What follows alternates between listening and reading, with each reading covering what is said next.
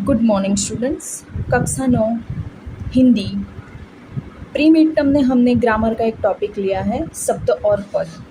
शब्द और पद के बारे में आप लोग पहले सीख चुके हो, आपको पता है शब्द किसे कहते हैं। हम कक्षा 7 से जानते हैं कि शब्द किसे कहते हैं, आप लोगों को पता भी है। लाइव क्लास में हमने एग्जाम्पल के साथ देखा हुआ है। तो हम सबसे पहले शब्द की परिभाषा देखें कि शब्द किसे कहते हैं। एक या अधिक अक्षरों से बनी हुई स्वतंत्र सार्थक ध्वनि को शब्द कहते हैं।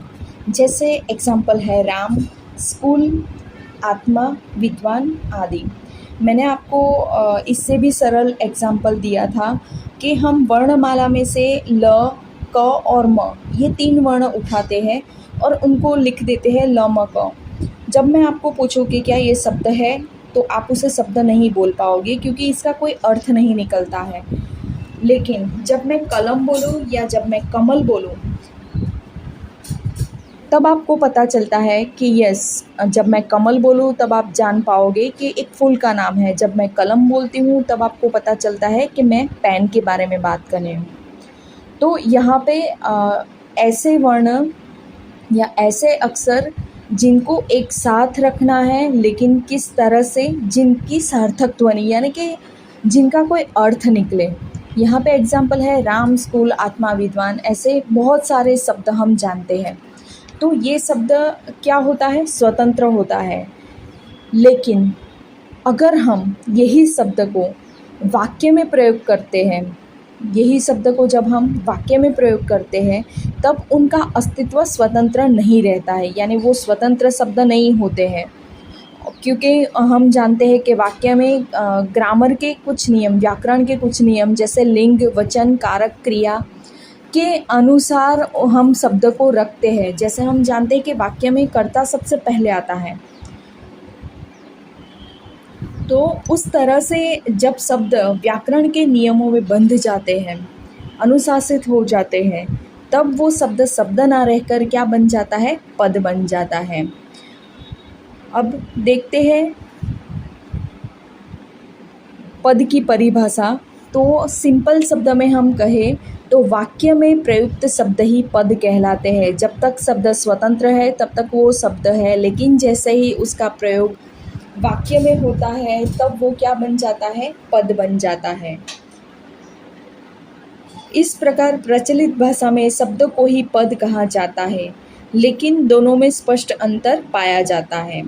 दोनों में अंतर, जैसे मैंने बताया कि शब्द जब तक स्वतंत्र है तब तक वो शब्द है, लेकिन जब वो वाक्य में प्रयोग होता है तो क्या बन जाता है, वो पद बन जाता है। ठीक है। अब रूप, शब्द और पद के भेद में देखें। रूप परिवर्तन अथवा प्रयोग के आधार पर शब्द के मुख्य 2 भेद होते हैं, एक विकारी शब्द और एक अविकारी शब्द। विकारी शब्द उसे बोलेंगे जिन शब्दों में प्रयोग अनुसार कुछ परिवर्तन उत्पन्न होता है। मैंने आपको बहुत सारे एग्जाम्पल दिए थे और वो एग्जाम्पल में आप देख सकते हो कि किस तरह से एक वचन, बहुवचन के नियमों के अनुसार, लिंग के अनुसार उसमें परिवर्तन आता रहता है। ऐसे जो शब्द हैं उनको हम विकारी शब्द बोलते हैं। जैसे बुढ़ापा, सोना, बुरा, जागना, दौड़ना, तू, मैं आदि विकारी शब्द हैं। और विकारी शब्द के मुख्य 4 भेद हैं। एक है संज्ञा, दूसरा है सर्वनाम, तीसरा है विशेषण और चौथा है क्रिया। ये 4 प्रकार के जो शब्द हैं उनको हम क्या बोलेंगे, विकारी शब्द, क्योंकि उनमें परिवर्तन आता रहता है। अगर मैं लड़का बोलूँ तो वो संज्ञा शब्द है, लेकिन मुझे एक से ज़्यादा लड़के के लिए अगर प्रयोग करना है तो मैं लड़के बोलूँगी, मैं तब लड़का नहीं बोल पाऊँगी। क्रिया, दौड़ना, लड़की के लिए दौड़ती है। तो इस तरह से इन शब्दों में विकार उत्पन्न होता है, मतलब परिवर्तन होता है, इसीलिए इनको हम विकारी शब्द कहते हैं। दूसरा उसका प्रकार है अविकारी शब्द। अविकारी शब्द उसे कहेंगे जो शब्द प्रयोग अनुसार परिवर्तित नहीं होते, और ऐसे शब्द को हम अविकारी शब्द कहते हैं। धीरे धीरे अथवा, किंतु, वाह, अच्छा, ये सभी अविकारी शब्द हैं। इनके भी मुख्य 4 भेद हैं। एक है क्रिया विशेषण, समुच्चय बोधक, संबंधबोधक और विस्मयादिबोधक। क्रिया विशेषण की बात करें तो कोई भी क्रिया किस तरह से होती है वो दर्शाने वाला शब्द होता है क्रिया विशेषण।